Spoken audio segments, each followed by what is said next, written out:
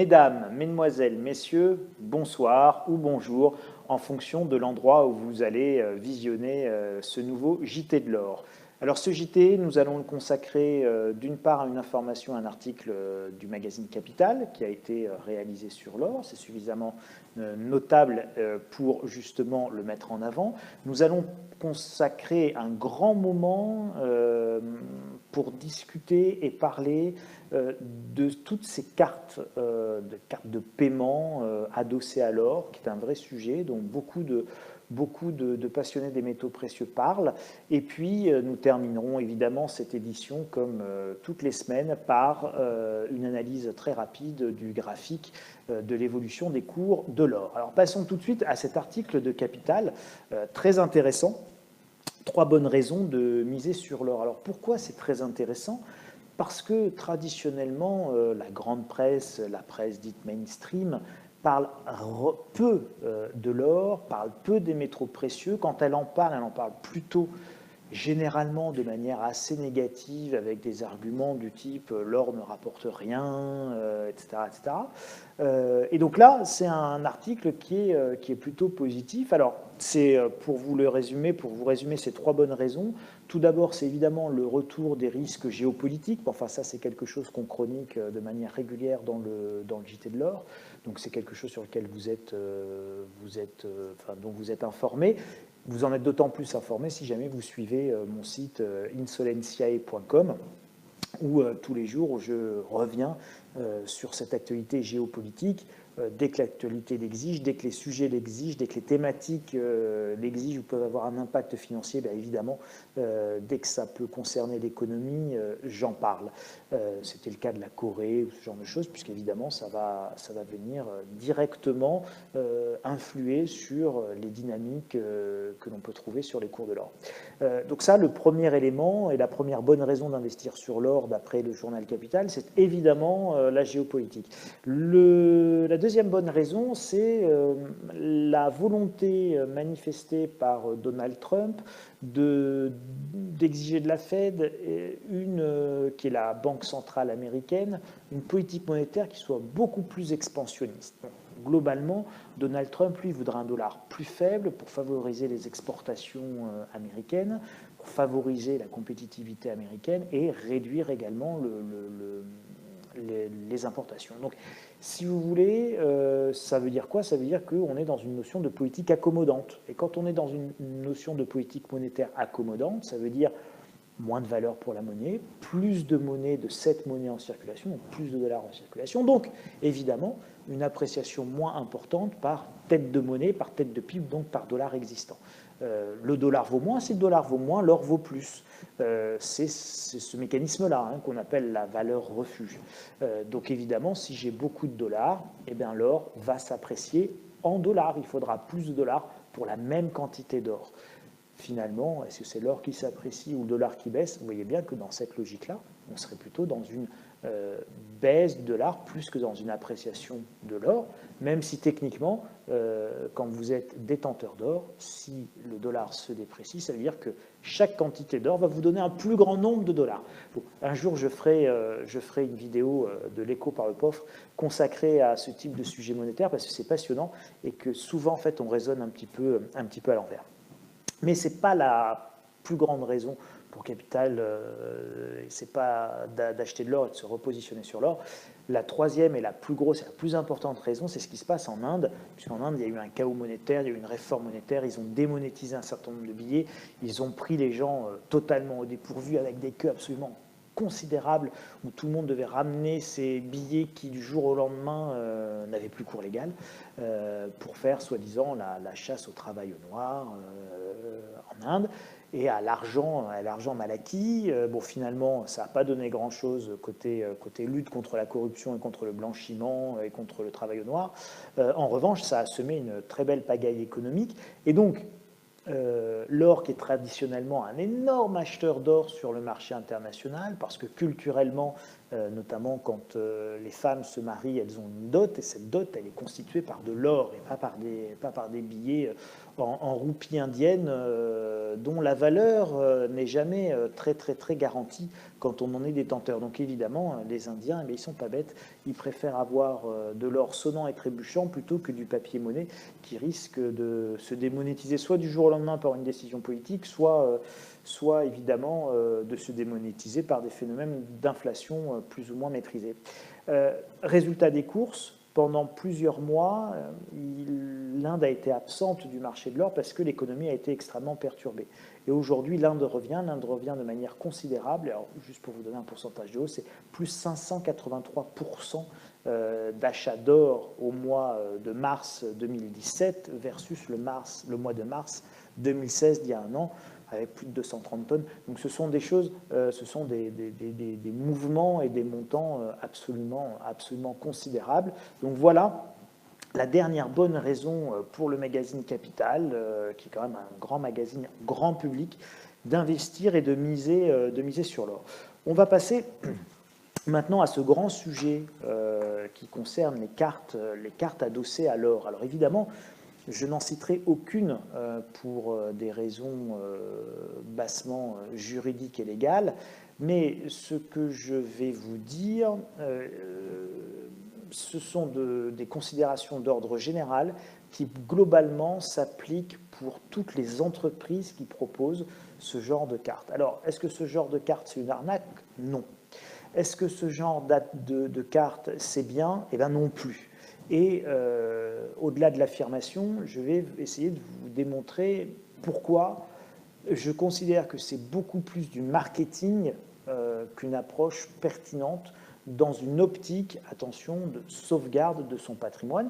Et ce n'est pas non plus une approche intéressante dans une optique de spéculation sur l'or, parce que si vous voulez spéculer sur les métaux précieux, or ou argent, vous avez pour ça des ETF qui sont d'abord peu coûteux, extrêmement réactifs, vous pouvez même mettre de l'effet de levier si vous avez envie. Bref, vous allez pouvoir utiliser, si vous êtes dans la spéculation pure, des outils financiers qui vont reproduire les cours de l'or d'une manière bien plus propre et de manière bien moins coûteuse. Et vous pourrez en plus faire vos transactions comme vous le souhaitez. Alors, c'est quoi le principe de ces cartes? Alors déjà, comme vous le voyez à l'image, ce sont des Mastercard.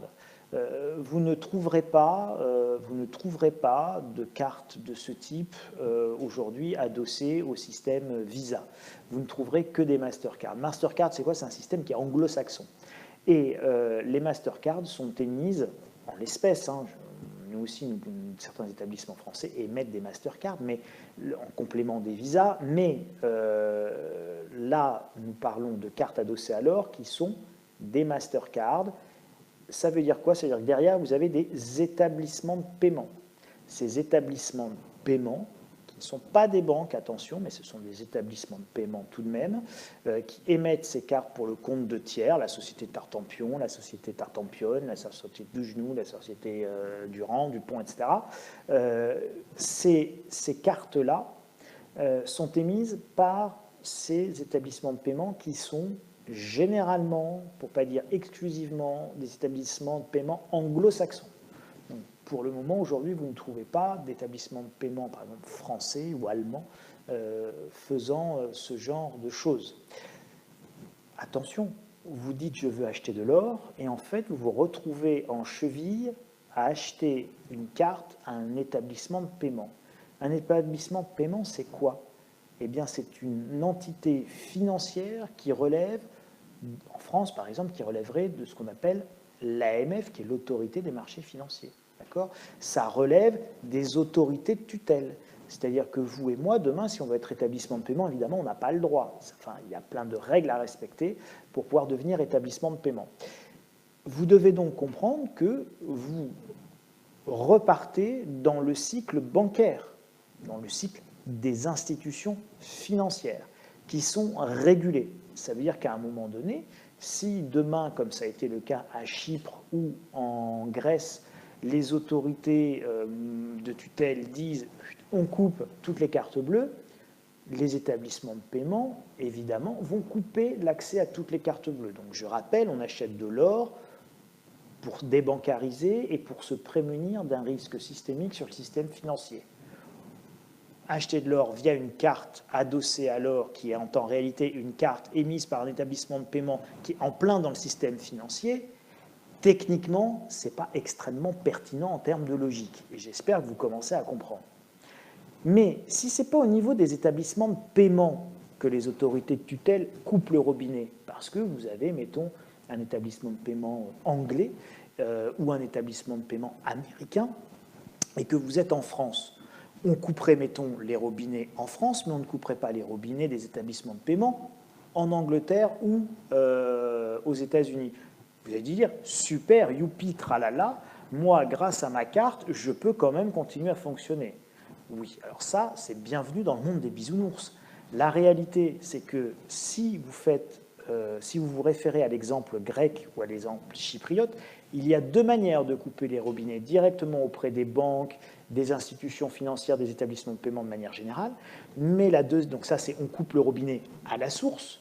Mais vous pouvez, donc ça, c'est vous coupez le robinet au compteur d'arrivée d'eau. Ou alors, vous allez couper le robinet directement à votre robinet dans la cuisine, dans la salle de bain. Et ça s'appelle au distributeur automatique de billets ou chez les commerçants. Et là, vous allez pouvoir limiter tous les retraits dans tous les distributeurs automatiques de billets d'un pays ou d'une zone géographique concernée. Demain, on peut décider de manière totalement arbitraire que par carte bleue et par retrait, c'est 50 € dans tous les distributeurs automatiques de billets de la zone euro. Vous aurez donc l'air bien fin avec votre carte adossée à l'or, émise par un établissement de paiement qui se sera soit fait couper la chic, soit de toute façon, vous ne pourrez pas vous en servir dans les distributeurs automatiques de votre région, puisque tout sera bloqué. Qu'est-ce que vous devez comprendre de tout ça? C'est très rigolo, c'est vachement mignon, c'est moderne, ça rend l'or liquide, je peux payer avec mon or en euros. D'abord, ça coûte cher, parce que souvent, les transactions, les coûts, etc. sont importants. Mais en dehors même de la notion de prix et de la notion de coût, je vous invite à essayer de vous souvenir pourquoi vous investissez dans l'or.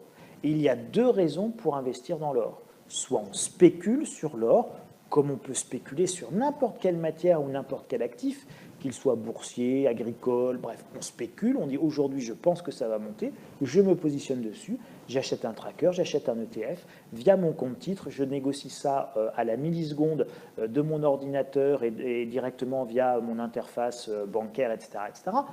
Ok, je comprends bien la logique.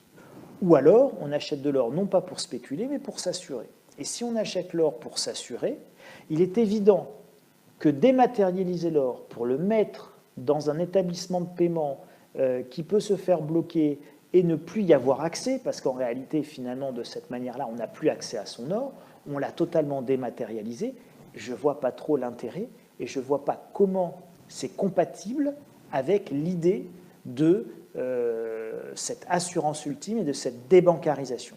Donc encore une fois, ne vous faites pas avoir par le marketing de la modernité, par ce culte du geek et du high-tech, sous prétexte que c'est mis en carte bleue, que c'est dématérialisé, qu'on peut se laisser s'en changer entre iPhone, entre iPad, entre Samsung, machin, on se fait clic, clic, clac, clac, Kodak avec nos puces NFC, machin, etc. Ça serait génial, ça serait extraordinaire. Non, c'est pourri, d'accord? C'est juste pourri.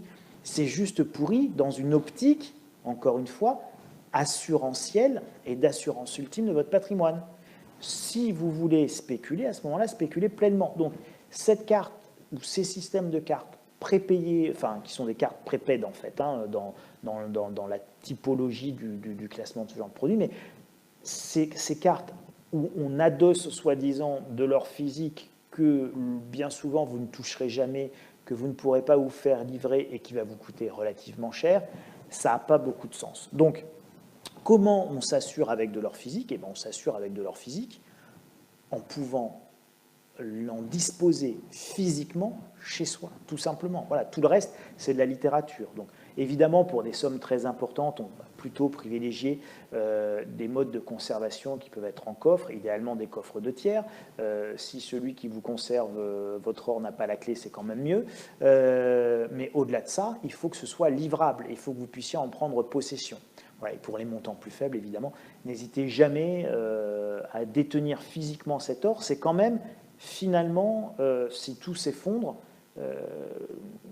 l'utilité et l'objectif ultime justement de la détention d'or physique, c'est réellement de le détenir physiquement avec soi. Voilà, n'attendez pas celui qui ne s'est pas fait livrer son or quand le Syrien d'Alep qui ne s'est pas fait livrer son or, c'est pas aujourd'hui qu'il peut se le faire livrer. Donc ayez toujours bien ça à l'esprit et n'oubliez pas que vraiment l'or physique en termes d'assurance, c'est de l'or physique avec une existence physique dont vous pouvez disposer à première demande avec vous, et ça c'est très très très important.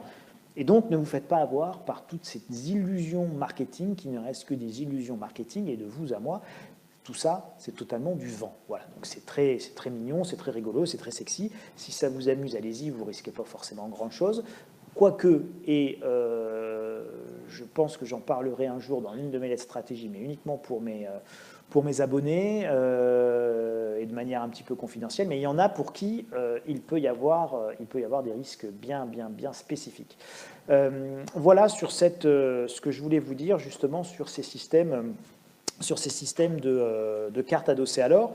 On va terminer ce JT par la courbe graphique de l'or comme chaque semaine. Et donc, vous allez pouvoir voir qu'on est vraiment sur la ligne support et que cette ligne support, on évolue vraiment un petit peu en dessous ou un petit peu au-dessus. Mais évidemment, on est vraiment sur... il faut rebondir maintenant, parce que si on ne rebondit pas maintenant, et pour le moment, on est vraiment, je vous dis, dessus et quasiment en train de rebondir, mais si on l'enfonce, bon, ça peut être une baisse, graphiquement en tout cas, qui nous amène vers des niveaux extrêmement bas, puisque le prochain support, quasiment, on est autour de 1100 $ l'once. Donc ça pourrait être une baisse conséquente. Donc là, vraiment, surveiller les cours de l'or. J'ose espérer qu'on ne va pas franchir à la baisse cette résistance et qu'on va plutôt repartir dans un mouvement haussier. Mais c'est évidemment pour le moment à surveiller. Voilà, je vous souhaite une excellente semaine et puis je vous retrouve évidemment pour une autre édition du JT de l'or la semaine prochaine. Je vous dis à tous à très très très bientôt. Merci beaucoup, au revoir.